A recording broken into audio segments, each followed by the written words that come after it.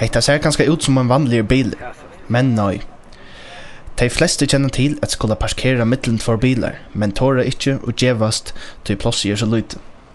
Vi parkassist skipanene tja VW kan bilføreren rådliga sitte henter i favn medan bilen parkerar.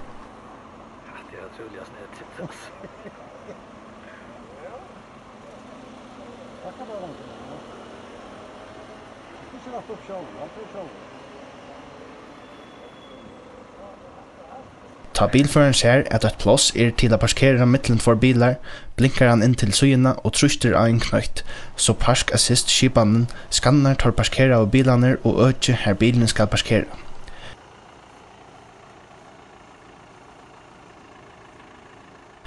Park Assist skipanen aktiveras da bilen vil setter i bakker.